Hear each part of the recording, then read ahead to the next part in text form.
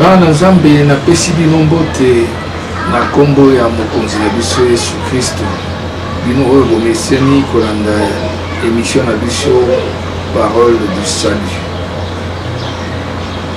Mokola lelo thème na biso ezali l'attachement au monde.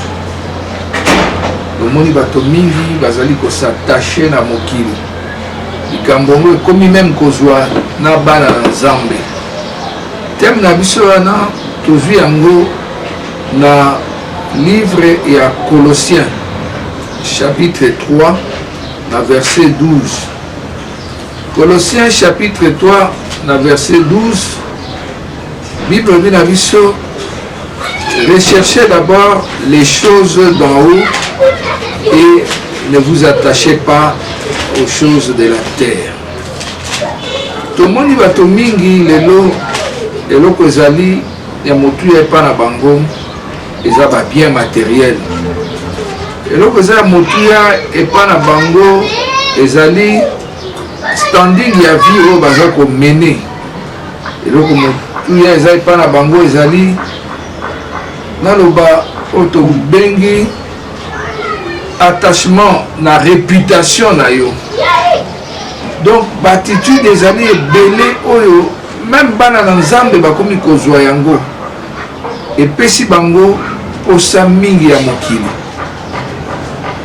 Tango Bible ezoba biso chercher premièrement le royaume des cieux, bana Nzambe mingi baza koluka babongisa nanu oyo etali bomoi na bango na mokili ya se. Mingi bakomi koluka basepelisa bato ya mokili. Osala makambo po mokili ndima yo. Esalinga mawa koyoka même basali ya Nzambe bakomi kobenga ba misusu na bakombo ya ba grand prêtre ba yemei etc etc au maréchal de la parole. Bato baza koluka ba plaire na bato.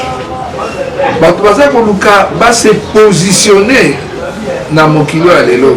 Tala tobosani évangile basali ya Nzambe bakomi kokota na ba positionnement même politique. Pour la commission nationale électorale et comme bitumba ya basali ya Nzambe. Bato mosusu bakomi koluka bazala apprécier na bato ya mokili. Mokili mona yo zoka de biso ba na Nzambe. Moto akoki ko apprécier biso ezali kaka oyo akoki ko juger biso oyo akelaki biso ndenge lobi na 2 Corinthiens 5:12 biso nyonso tokoleka na tribunal na ye po tozala juge ndenge nini totambolaki ntango tozalaki na nzoto ya mosuni na kati ya mokili ya se. Nzambe natiki bandeko nyonso oyo bazali kolanda ngai na maboko na yo. Opesi biso mama na likambo tolobela lelo oyo ezali attachement na mokili. Tomoni likambo yango ekoti mingi na kati na mitonga nzokande biso mosala na biso ezali kozongisa bato epa na Yesu Masiya. Yawe tika ete moko na moko oyo akolanda likambo oyo toza koloba na ntongo lelo motema na ye efungwama abongola motema atika makambo ya mokili mpe aluka justice mpe royaume ya Yesu Masiya. Tobondeli na kombo ya mokonzi na biso Yesu Masiya. Amen. Lelo tokolobela attachement au monde. Liboso totalisa nanu baavertissement oyo Biblia eza kolakisa biso na oyo etali attachement na mokili. Tokotanga liboso parole ya Nzambe na Matthieu chapitre 16 na verset 26. Nasengi na frère mangai Michel Chimanga atangela biso Biblia elobi nini na passage wana. Matthieu 16, verset 26, je lis au nom de Jésus-Christ. Et que servirait-il à un homme de gagner tout le monde s'il perdait son âme? Ou que donnerait un homme en échange de son âme? Yesu Masiya azali koloba yo ko gagner nini? Que gagnerait-il un homme soki olingi oganye mokili ekoza koperdre ame na yo okozwa eloko mingi. Yesu aza kokebisa biso na likambo wana. Nalingaki totanga baavertissement nyonso oyo Yesu aza kolobela biso po ete toyeba ndenge nini esengeli to adopte attitude ya bana Nzambe. Ndeko Michel akolukela biso lisusu na Luc 21 na verset 34. Esika wapi mpe Masiya mokonzi Yesu apesi biso lisusu avertissement mosusu. Alobi na biso na Luc chapitre 21 na verset 34, ndeko Michel Chimanga otangela biso lisusu toyoka oyo Yesu Masiya alobeli biso. Luc 21 verset 34. Je lis au nom de Jésus-Christ. Prenez garde à vous-même et crainte que vos cœurs ne s'apesanttissent par les excès du manger et du boire et par les soucis de la vie, et que ces jours ne viennent sur vous à l'improviste. Yesu Masiya azali koya. Albi mokolo wana moto ayebi yango te. Yo na bomoi na yo tellement oza attaché na mokili, bien aimé dans le Seigneur, okozala ndenge nini yo olingi ba excès, olingi ba souci ya mokili oyo, olingi makambo nyonso mokili eza kosala, alors que oza mwana Nzambe, oza na mokolo moko na Yesu, oza na mokolo moko libanda, mokolo Yesu akoya akokuta yo na position nini. Yango tango Paul azalaki kote epai ya Timote ayebisaka ye bamakambo ebele. Mpe tomoni lisusu na livre ya Tite po tosukisa na baavertissement na oyo esengeli biso tosala na Tite chapitre 2 verset 12. Esika wapi baza kotalisa biso ndenge nini esengeli tose comporter biso wana Nzambe. Tite chapitre 2 verset 12. Okosenga lisusu ndeko na biso Michel Chimanga atangela biso Tite chapitre 2 verset 12. Tite 2 verset 12. Je lis au nom de Jésus-Christ. Elle nous enseigne à renoncer à l'impiété et aux convoitises mondaines et à vivre dans le siècle présent selon la sagesse, la justice et la piété. Message ezali mpona biso bana Nzambe.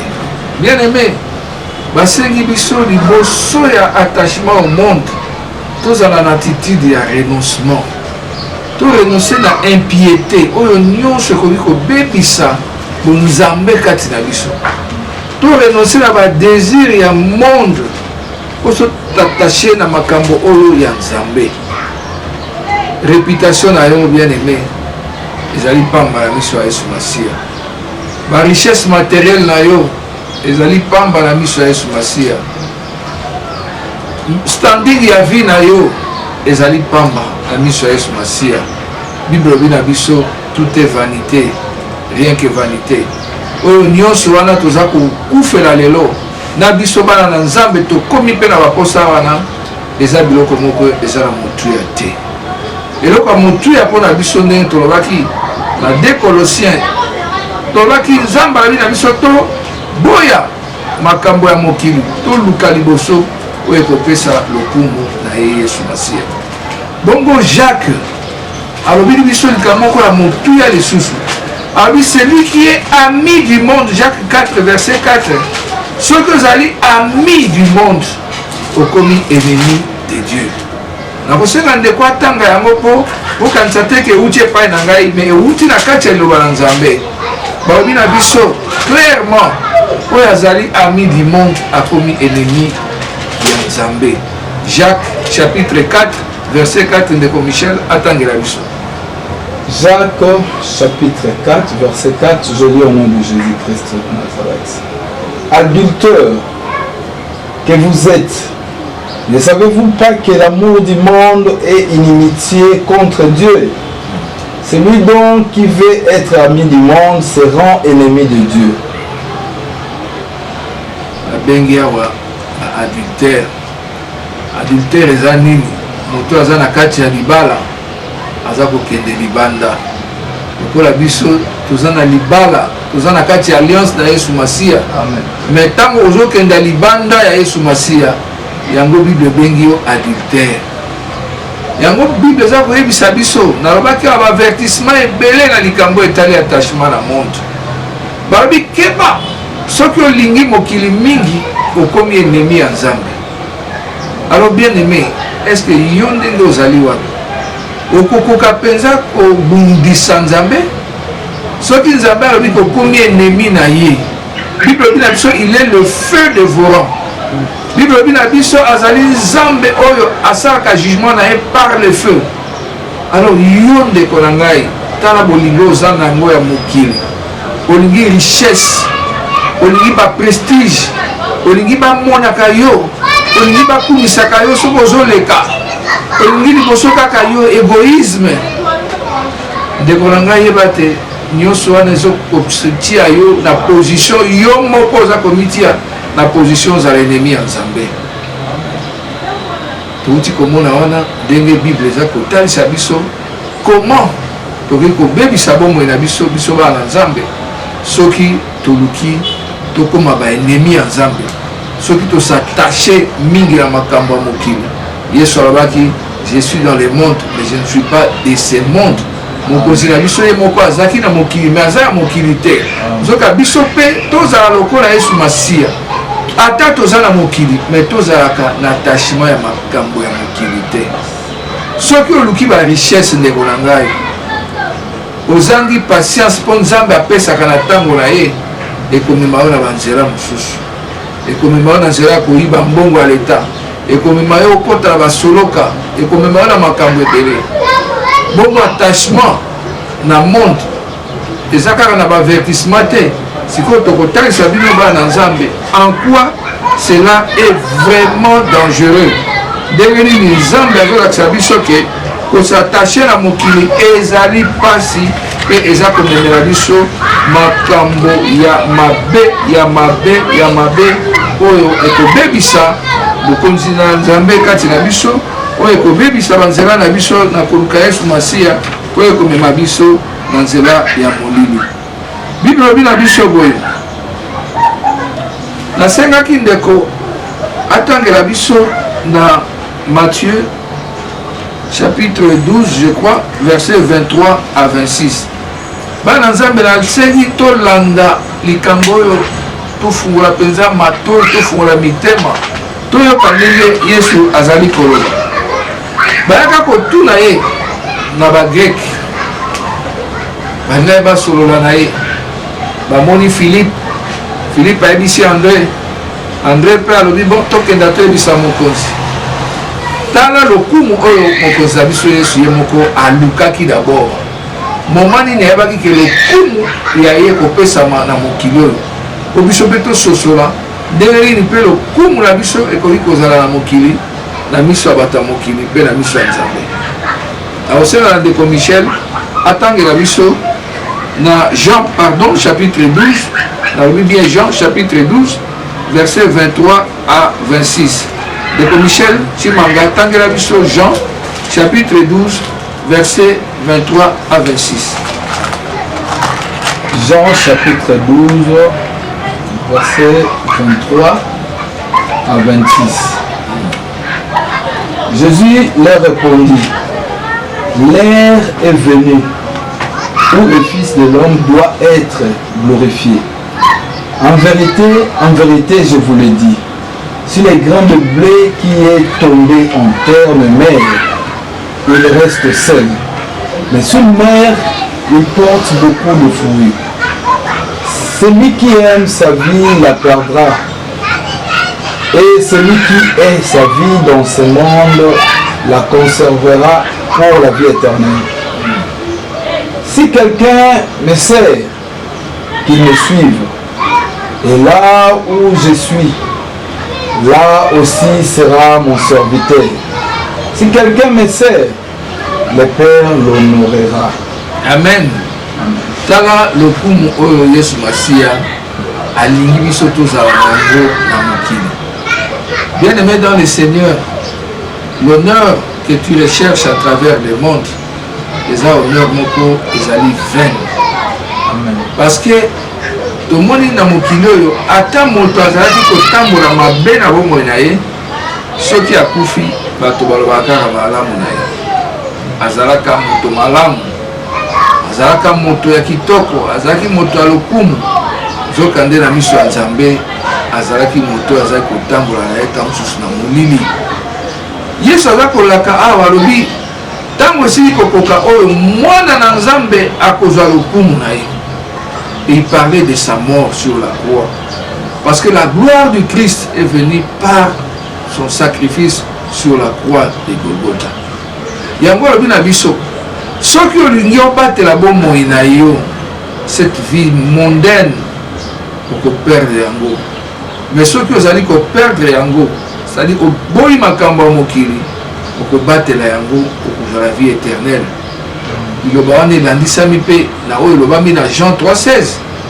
Il a envoyé son Fils unique afin que quiconque croit en lui ne périsse point mais qu'il ait la vie éternelle.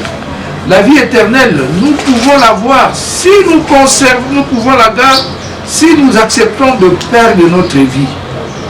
Vie à mon kilo bien-aimé, attachement à la richesse, attachement à la prestige, la réputation à yo. Na makambo ya standing de vie bamona kayo na bituka na banini nyonso tu wana ezali pamba. Honneur na biso mbala na Nzambe. Ici je m'adresse aux enfants de Dieu. Ndeko soki yo zango na Nzambe te eke liloba na ngai sepeli si yo te likambo te. Mais ngai aza kolobela bandeko na ngai ba Kristo. En tant qu'évangéliste, mission na ngai ezali ko ramener bana na Nzambe dans la foi en Jésus-Christ.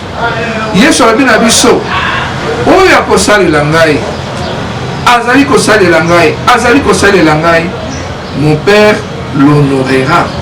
Nzambe nde akopesa yo honneur.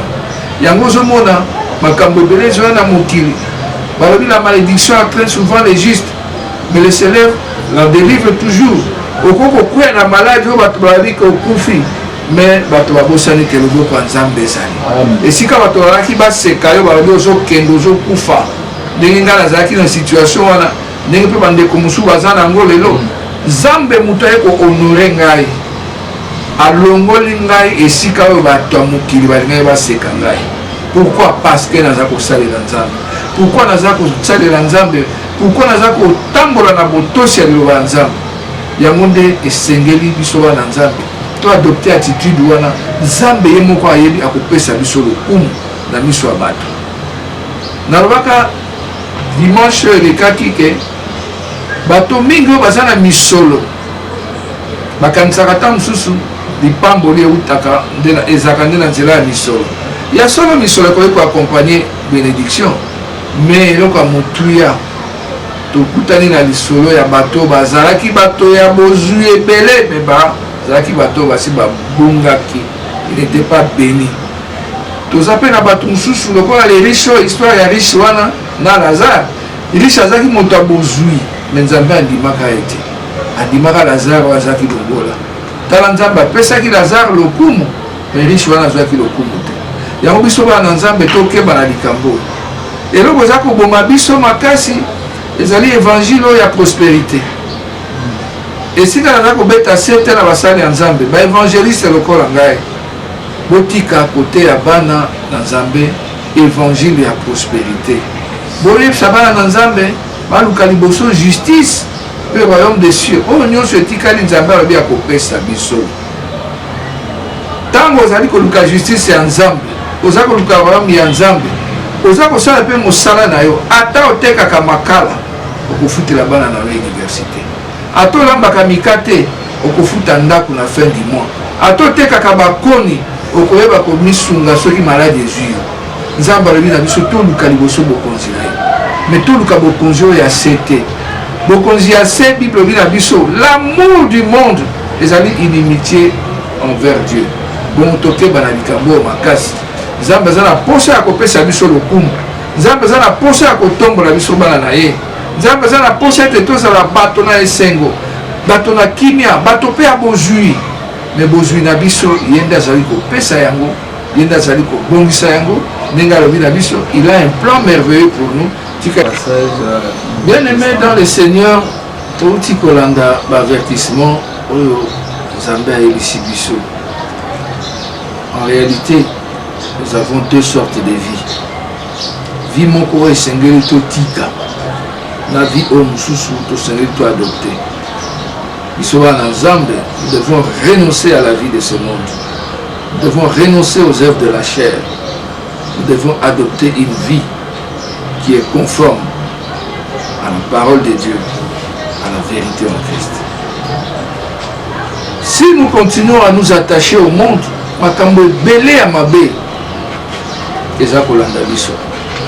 la première chose que nous constatons, c'est quoi?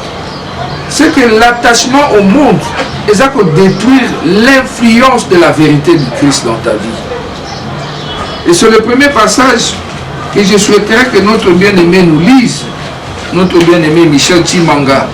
Attends que la biso, passage wana na Matthieu chapitre 13, verset 22. Matthieu chapitre 13, verset 22. Je lis au nom de Jésus-Christ. Celui qui a reçu la semence parmi les épines, c'est celui qui entend la parole, mais en qui les soucis du siècle et la séduction des richesses étouffent cette parole et la rendent infectueuse. Celui qui a... Amen. Bien-aimé, Babila Bisso, celui qui a reçu la parole. Chaque dimanche, tu es à l'église, nous partons chaque dimanche. Mais attitude d'Abisso les amis. Et belé va le la bateau, il y a mis le lobanakati à bépine. Et ici, j'ai fait référence à la parabole du semeur. Dans un témoignage de Komoko, frère Jonas, dans la Bumbashi, Aïbisinga a une révélation moko, Monguna Zako Sepela.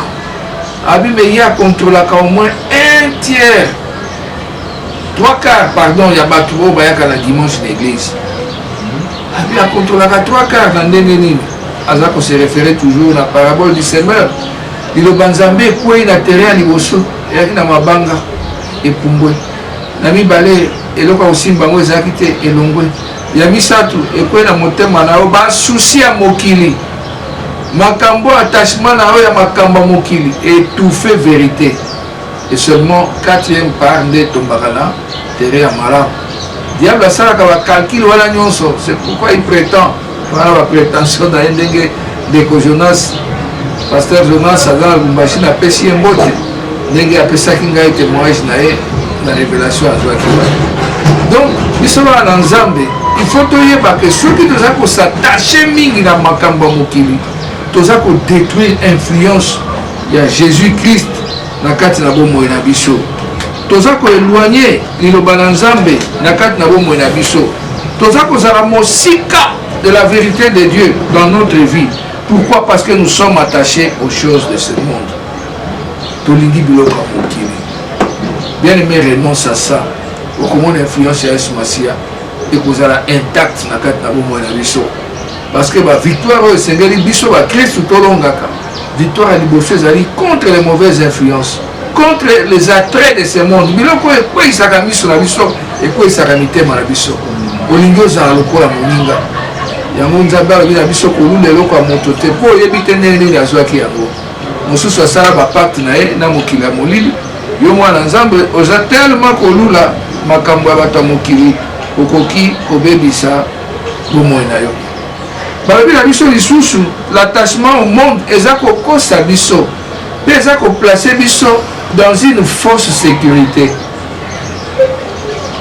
Nakamwaka me mokili eza ndenge wana. Bato mingi batiaka espoir na bango. Bakanisi garde du corps. Bakanisi misolo na bango. Yango nde ezali sécurité mpo na bango. Or sécurité mpo na biso bana na Nzambe. Sécurité na biso ezali kaka Yesu Masia. Yesu Masia nde sécurité na biso. Ata otie bambwa na lopango na yo. Ata armée mobimba ye kobatela liboso ya lopango na yo. Mais liwa ekoya mokolo mabe ekoya armée bambwa bakosala eloko moko te. Misolo oza nango na banke ebele ekosala eloko moko te.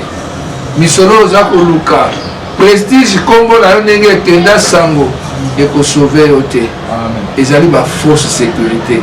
Tout ça c'est lié à quoi? Na makambo ya mokili, attachement ya makambo ya mokili.